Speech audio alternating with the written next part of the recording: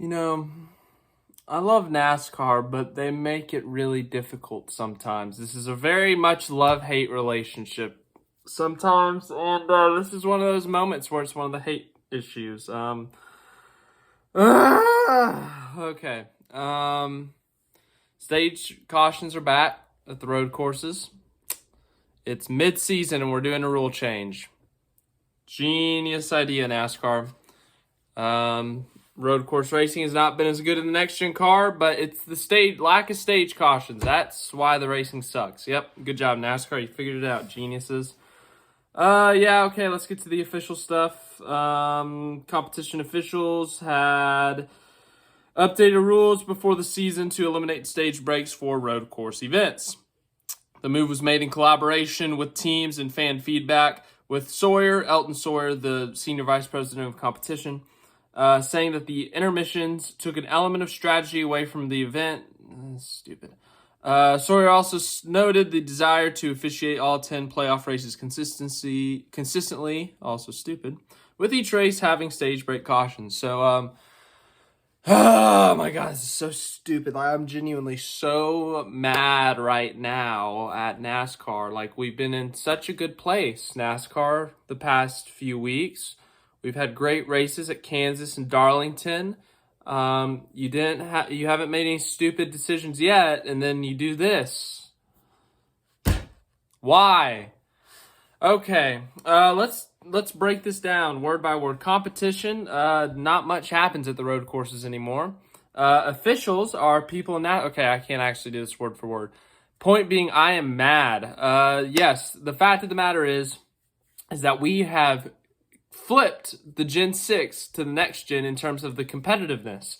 The Gen 6, at the end of the Gen 6 era, the intermediate track races were bad. They were not fun to watch. But the road courses and short tracks were incredible. So fun to watch.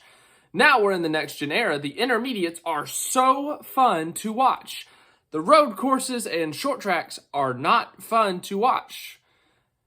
So, with that being said, some changes have been made. They're looking at doing some other changes to the car, but they refuse to add horsepower. They refuse to do all these other things to the cars. They've made slight changes, but they refuse to do anything radical. They've done some testing with the diffuser, I think, with the splitter, but they refuse to do anything too radical. But stage cautions have always, in a sense, if you ask me, manipulated the race. I like to see a race play out naturally. I'm going to be honest, I love stages. When NASCAR introduced that, I loved the idea of rewarding drivers for consistency.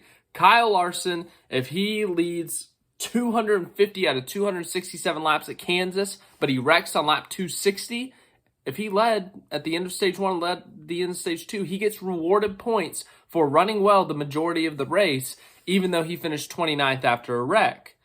I love the idea of rewarding consistency. I love the idea of stages. I'm going to be honest with you. I really do.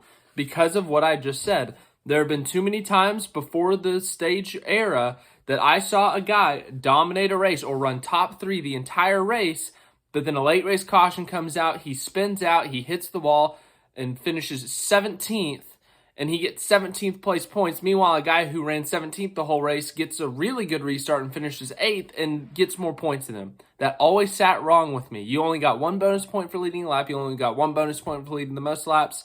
That's not enough. Well, I do still like that idea. I think that should come back because that's fun. But I never liked the stage break caution. I always thought it interrupted the flow of the race. It just kind of ruined everything in terms of the natural, let it play out, the natural, let it play out, that kind of thing. I never liked it. I never liked the cautions. I was always torn on stages because of that. And I see a lot of people, they're 100% one way. They hate the stages or they love the stages. I am in the middle. I love stages because they award consistency, but I hate them because of the cautions, even on the ovals. And the road courses, it is a completely... You can't have these cautions because it really does manipulate the race.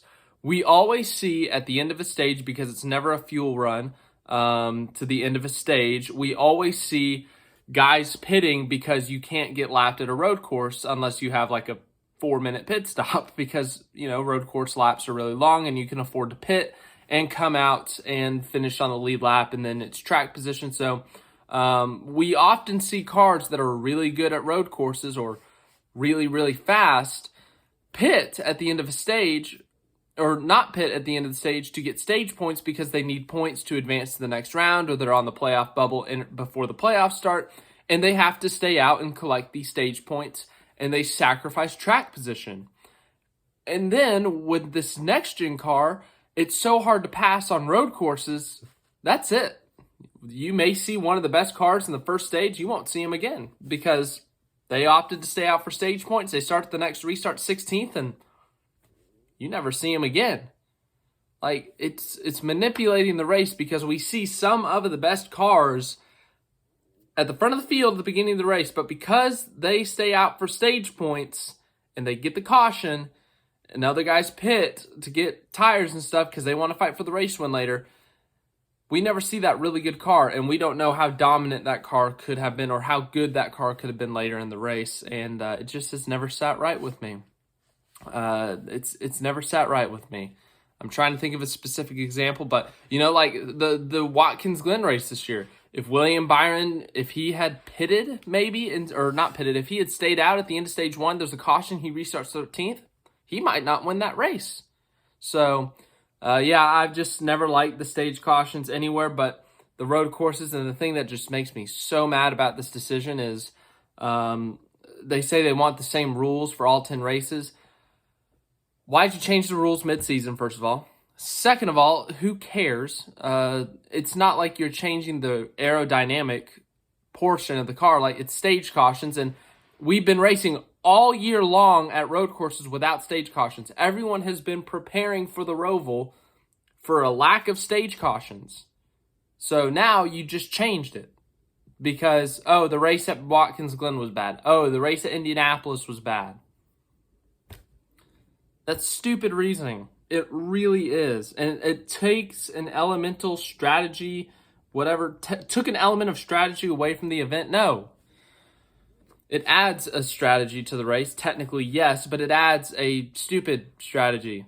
Yeah, that'll show you NASCAR, me calling you stupid. This just really makes me mad. I don't like this decision at all. I don't like it. I really don't. It genuinely makes me mad. I had to sit here for 30 minutes before making this video because I would have said even worse things than I said right now. I hate this decision. I don't like it. I don't support it. Some people are calling for the Oval to come back for the fall race. Like, look, the Charlotte Oval's been great, but I think the Roval is the most unique track in NASCAR, and I think it should stay on the schedule. I think it's a car issue. NASCAR will not admit it's a car issue. And, I guess in a sense they have, because they try to make changes. They just only make small changes. They won't make big changes. And, so, cool. We got it. Cool. So stage cautions are back at road courses because, but thanks for watching. Hope you enjoyed. Any more NASCAR news, I got you covered here. We got 2 races this week. We got the Bristol Night Race on Saturday. We got the Singapore Grand Prix and F1 on Sunday. So, see you for those.